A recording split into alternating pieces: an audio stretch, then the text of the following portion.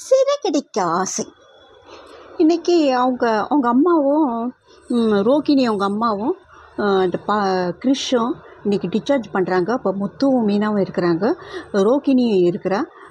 Discharge பண்ணும்போது இவன் சொல்கிறான், நான் கொண்டு போய் காரில் உங்களை பஸ் ஸ்டாண்ட் வரல இறக்கி விட்றேன் அப்படின்றான். வேணாம் தம்பி, ஏன்னா ரோகிணியோடு போகலாம் அப்படின்னு நினைக்கிறாங்க. இதில் என்னம்மா இருக்குது, வாங்கம்மா அப்படின்ட்டு அவங்க கிளம்பிடுறாங்க. அப்போது கிறிஷ் அப்படியே அழகாக டாட்டான்னு சொல்லுது பின்னாண்டு திரும்பிக்கிட்டு. அவங்க அம்மாவும் டாட்டா சொல்கிறாங்க. அது ரொம்ப அழகான சீனாக இருக்குது. அதை கட் பண்ணிவிட்டு இப்போ சென்னை வீட்டுக்கு வந்தால் வீட்டில் அவங்க அப்பா நல்லா நீட்டாக ட்ரெஸ் பண்ணிட்டுருக்காரு. அருணாச்சலம் அண்ணாமலை, என்னப்பா இவ்வளோ அழகாக ட்ரெஸ் பண்ணிட்டுருக்கீங்க, பார்த்தா நீங்கள் யூத்தாக இருக்கீங்கப்பா அப்படின்ற. இல்லைடா, எங்கள் யூனியனில் ஒருத்தருடைய பொண்ணு கல்யாணம், அதுக்காக கிளம்பின்னு இருக்கிறேன் அப்படின்ற. அப்பா இது மாதிரி ட்ரிப்பு போயிட்டு வாங்கப்பா, அப்போ தான்ப்பா ஜாலியாக இருக்க லைஃபு. இங்கே வீட்லேயே இருந்தீங்கன்னா டிராஃபிக் ஜாம் மாதிரி வீடு சத்தமாகவே இருக்கும் அப்படின்றான். எப்படி என்ன ஜாடியாக சொல்கிறான் பாருங்கள். டிராஃபிக் ஜாம் ஜாடியாலாம் சொல்ல, நேரடியாக தான் சொல்கிறேன். இங்கே இருந்தால் உங்களுக்கு தலைவலியாக தான் இருக்கும், நீங்கள் வெளியில் போயிட்டு வாங்கப்பா, உங்களுக்கு என்னப்பா இன்னொரு கல்யாணம் கூட பண்ணி வைக்கலாம், அப்படி இருக்கிறீங்க, என்ன அம்மா தான் உங்களை விட வயசு ஜாஸ்தியாக இருக்குது அப்படின்னு பயங்கரமாக கிண்டல் அடிக்கிறான் முத்து. அவங்க அப்பா கிளம்பி போயிடுறாரு.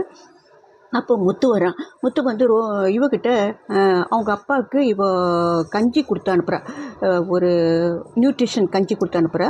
அப்போ எனக்கும் கஞ்சி கொடுத்துருமீனா அப்படின்னு முத்து கேட்குறான். இல்லை உங்களுக்கு தோசை ஊற்றி தரேன், மாமாவுக்கு மட்டும்தான் கஞ்சி போட்டேன் அப்படின்னு சொல்கிறா. அப்போ அவளுடைய ஃப்ரெண்டு ஒருத்தன் மகேஷ்னு ஒருத்தன் வரான். வந்த உடனே இவன் அப்படியே வாடான்னு, என்ன உனக்கு கல்யாணமா அப்படின்னா, கல்யாண இன்விடேஷன் வச்சுட்டுருக்கான். இல்லை எங்கள் அண்ணனுக்கு கல்யாணம். அவன் ஏதோ ஒரு சேட்டு பொண்ணை லவ் பண்ணானே அப்படின்றான். அதெல்லாம் பிரேக்கப் ஆகிடுச்சுடா, இப்போ அவன் ஒரு அம்மா சொல்கிற பொண்ணை தான் கல்யாணம் பண்ணிக்க போகிறான் அப்படின்னு. டேய் ஜாக்கிரதை, அந்த பொண்ணு கடைசி நேரத்தில் நீ எஸ்கேப் ஆகிடு. ஏன்னா உங்கள் அண்ணன் எஸ்கேப் ஆகிட்டான்னா அந்த பொண்ணை உன் தலையில் கட்டி வச்சிடுவாங்க, உன் வாழ்க்கையே போயிடும் அப்படின்னு சொல்லுவான்.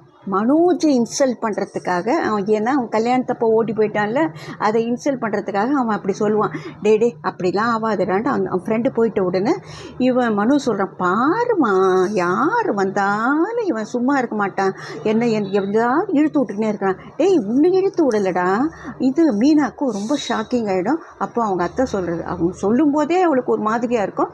இப்போ அவங்க அத்தையும் சொல்லுவாள், அவளை தன் பொண்டாட்டியை சொல்கிறான்டா, ஃபஸ்ட்டு அனிவர்சரி கொண்டாடினாங்க பாரு, என்னவோ பெப்பரன்ட்டு, இப்போ என்ன ஆச்சு, பொண்டாட்டி தலையில் கட்டி வச்சுட்டாங்க, வாழ்க்கையே போயிடும் அப்படின்னு சொல்கிறான் பாரு. இவன் பொண்டாட்டியை தான்டா சொல்கிறாங்க, இவன் வாழ்ந்து கிழிக்கிற லட்சணம் இதுதான் அப்படின்ட்டு அவங்க அம்மா அவங்க விஜயா சொல்கிறா. சொன்ன உடனே இவளுக்கு ஏறிடுது. யாருக்கு, மீனாக்கு தலை உச்சி வரலும் கோபம் ஏறிடுச்சு. அப்போ இவன் வரான், முத்து வந்து, மீனா என்னாச்சு, எனக்கு டிஃபன் பண்ணி கொடுக்குறியா? இல்லை. மாவு இல்லையா? இல்லை. மாவு ஃப்ரிட்ஜில் இருக்குதுன்னு சொல்லி நான் இல்லை.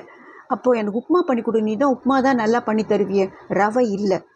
அப்போது நான் என்ன பண்ணுறது அப்படின்றா. ஏன் மீனா ஒரு மாதிரியாக இருக்க?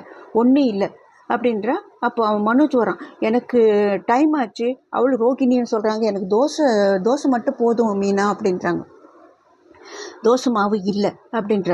என்ன இப்படி சொல்கிற, நாங்கள் பிஸ்னஸ் மேனு, நான் சாப்பிட்டுட்டு ஒரு மீட்டிங் போனோம், இது மாதிரி போகும்போது டிஃபன் இல்லைன்னா எப்படி அப்படின்ட்டு மனு சொல்கிறோம். உங்களுக்கு தான் ஏபிசி ஜூஸ் எல்லாம் போட தெரியுமே, அது ஃப்ரிட்ஜில் காய் இருக்குது, கேஸ் இருக்குது, நீங்கள் பண்ணிக்க வேண்டியதானே, அதுக்கே எங்கிட்ட ஆர்டர் போடுறீங்க அப்படின்ட்டு சொல்கிறேன். ஏன் இது முதல்லையே சொல்லியிருந்தா நாங்கள் வெளியிலேயே சாப்பிட்டுருப்போம் இல்லை, எங்களுக்கு லேட் ஆகிடுச்சின்ட்டு மனோஜும் ரோகிணியும் கிளம்பி போயிட்டாங்க. இப்போ ரவியும் இவனும் வராங்க, ரவியும் ஸ்ருதியும் வராங்க. இன்னைக்கு என்ன ஸ்பெஷல் அப்படின்னு சொல்லினே வரான். இன்றைக்கி ஒன்றும் செய்யலை அப்படின்ற. ஏன் மீனா உடம்பு சரியா இல்லையா அப்படின்ட்டு ஸ்ருதி கேட்குறா. என்னக்கா உடம்பு சரியா இல்லையா? ஒன்றும் இல்லை, உடம்புக்கு ஒன்றும் இல்லை, நான் இன்றைக்கி ஒன்றும் செய்யலை அப்படின்ற. பரவாயில்லக்கா, இன்றைக்கி ஒரு நாள் ரெஸ்ட் எடுத்துக்கோங்க ஆண்டி, உங்களுக்கும் எனக்கும் சேர்த்து நான் ஹோட்டலில் ஆர்டர் பண்ணிடுறேன், ரவி போய் ஹோட்டலில் சாப்பிட்டுப்பான் அப்படின்னு சொல்லிடுறேன் ஸ்ருதி. இப்போது விஜயா வந்து, ஏண்டி எல்லாரும் பட்னியாக போகிறாங்க, உனக்கு என்னடி இவ்வளோ திமிரு அப்படின்னு சொல்கிறேன். ஆமாம் எனக்கு திமிரு தான், நான் ஒன்றும் செய்ய மாட்டேன் அப்படின்னு சொல்லிட்டு இருக்கிற. அது முத்து, என்ன ஆச்சு மீனா, என்ன ஆச்சு அப்படின்ற. அவனுக்கு கஸ்டமர்ஸ் வந்துட்டாங்க, கால் வருது. நீங்கள் என்ன சொன்னீங்க உங்கள் ஃப்ரெண்டுக்கிட்ட? இது மாதிரி கல்யாணம் பண்ணிங்கன்னா தலையில் கட்டிடுவாங்க, உன் தலையெழுத்தே மாறி போயிடும் அப்படின்னு சொன்னீங்கல்ல, அப்போ என்ன அர்த்தம் அப்படின்னா, இது என்ன மீனா, நான் சும்மா பேச்சு வாக்கில் சொன்னேன், மனோஜை இழுக்கிறதுக்காக சொன்னீங்களா, என்னை மட்டம் தட்டுறதுக்காக சொன்னீங்களா, எனக்கு புரியல அப்படின்ட்டு இவன் மீனா கத்துறா. அப்போது இவனுக்கு எவ்வளோ சொன்னாலும் புரியாது மீனா அப்படின்னு சொல்லிட்டு, எனக்கு கஸ்டமர்ஸ் வந்துட்டாங்க அப்படின்ட்டு அவனும் பசியோடு போயிட்டான். அப்போ விஜயா சொல்கிறா, என்னடி உனக்கு என்னடி ஆச்சு, உனக்கு அப்பப்போ பேய் பிடிச்சிடுது அப்படின்றா.